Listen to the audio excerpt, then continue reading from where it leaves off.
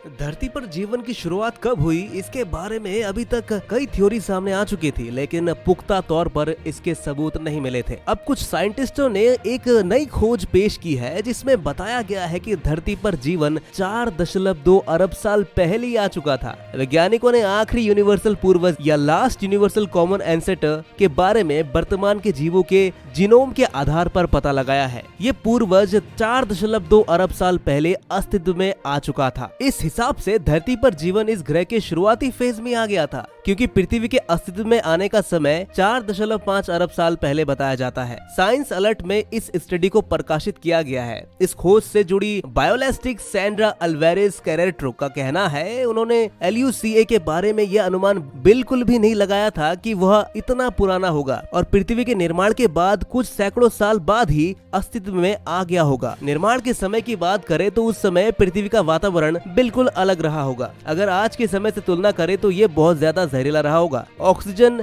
जो कि वर्तमान में पृथ्वी पर रहने वाले लगभग हर जीवन के लिए सबसे जरूरी तत्व है, पृथ्वी पर इसकी उपलब्धता काफी बाद में आई होगी। यह समय 3 अरब साल पहले का बताया गया है, यानी धरती पर जीवन ऑक्सीजन से भी पहले आ चुका था। सूक्ष्म से सूक्ष्म जीवों के जीवाश्म भी 3.8 अरब साल पहले आ चुके थे। लेकिन वैज्ञानिक ये मान रहे हैं कि धरती पर जीवन को सहारा देने के लिए जरूरी वातावरण 4.3 अरब साल पहले ही पैदा हो गया था। लेकिन साथ ही यह भी कहा जाता है कि इतने पुराने समय का जीवन खंगालने के लिए पृथ्वी की वैज्ञानिक और जैविक प्रक्रियाएं एक असीम चुनौती पेश करती है, यानी कि उस समय के जीवन के सबूत को जुटा पाना लगभग असंभव सा है। यहाँ पर वैज्ञानिकों की टीम ने नए संसाधनों की मदद ली, जिन्हें जीवित जीवों के जीनोम कहा है। साथ ही जीवाश्म रिकॉर्ड्स भी इसके लिए खंगाले गए हैं। LUCA किस तरह उस समय के वातावरण में जिंदा रहा होगा, वैज्ञानिकों ने इसे समझने की कोशिश की है। यह एक सिंगल कोशिका वाला जीव रहा होगा, जिसमें न्यूक्लियस भी नहीं होगा,